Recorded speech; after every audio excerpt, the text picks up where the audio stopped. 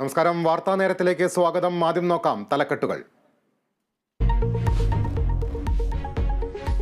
മദ്യനയത്തിലെ ഇളവിൽ കോഴ ആരോപണം. ബാർ ഉടമകൾ 2.5 ലക്ഷം രൂപ വീതം നൽകണമെന്ന സംഘടനാ നേതാവിന്റെ ശബ്ദ സന്ദേശം പുറത്ത്. 2.5 ലക്ഷം രൂപ വെച്ച് നമുക്ക് കൊടുക്കാൻ പറ്റുന്നുണ്ടെങ്കിൽ കൊടുക്കാൻ പറ്റുന്നവർ 2 ദിവസത്തിനുള്ളിൽ ഈ ഗ്രൂപ്പിലിടുക. നമ്മൾ സഹകരിച്ചില്ലെങ്കിൽ വളരെ ഒരു നാശത്തിലേക്കാണ് പോകുന്നത്.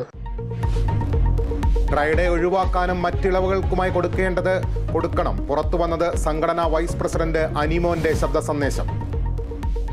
നിയമസഭാ സമ്മേളനം ജൂൺ 10 മുതൽ. തദ്ദേശ വാർഡ് വിഭജനത്തിനായി ബില്ല് കൊണ്ടുവരാൻ മന്ത്രിസഭാ തീരുമാനം.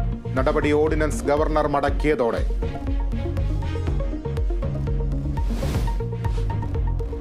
സംസ്ഥാനത്ത് കനത്ത മഴ തുടരുന്നു. തൃശൂർ നഗരത്തിൽ ഓട്ടോറിക്ഷയ്ക്ക് മുകളിൽ മരം വീണു. കുത്തൊഴുക്കിൽ കണ്ണൂർ എയർപോർട്ടിന്റെ ചുറ്റുമതിൽ തകർന്ന് നാശം. കാസർഗോഡ് നീലേശ്വരം തൈക്കടപ്പുറത്ത് മത്സ്യബന്ധന ബോട്ട് ഒഴുകിപ്പോയി.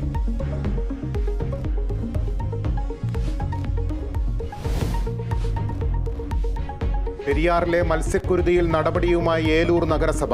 മാനദണ്ഡങ്ങൾ ലംഘിച്ച കമ്പനികളുടെ പട്ടിക ആവശ്യപ്പെട്ട് മലിനീകരണ നിയന്ത്രണ ബോർഡിന് നോട്ടീസ്. കർഷകർക്ക് നഷ്ടപരിഹാരത്തിനുള്ള ഫിഷറീസ് വകുപ്പിന്റെ റിപ്പോർട്ട് ഇന്ന്. റിപ്പോർട്ട് സംസ്ഥാന സർക്കാരിന് കൈമാറും.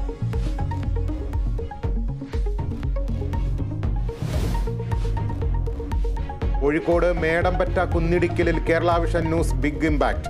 വീടുകളിൽ മണ്ണും ചെളിയും ഒലിച്ചിറങ്ങിയ സംഭവത്തിൽ മനുഷ്യാവകാശ കമ്മീഷൻ കേസെടുത്തു. ഒരാഴ്ചയ്ക്കകം റിപ്പോർട്ട് നൽകാൻ ജില്ലാ കളക്ടർക്ക് നിർദ്ദേശം.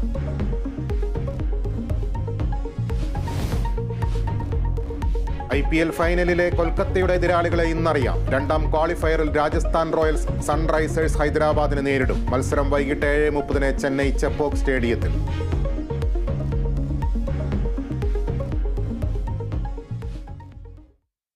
വാർത്തകളിലേക്ക് വിശദമായി. ഇപ്പോൾ പുറത്തുവരുന്ന പ്രധാനപ്പെട്ട ഒരു വാർത്തയിലേക്ക്. കാസർഗോഡ് 10 വയസ്സുകാരിയെ തട്ടിക്കൊണ്ടുപോയി പീഡിപ്പിച്ച കേസിൽ പ്രതി പിടിയിൽ.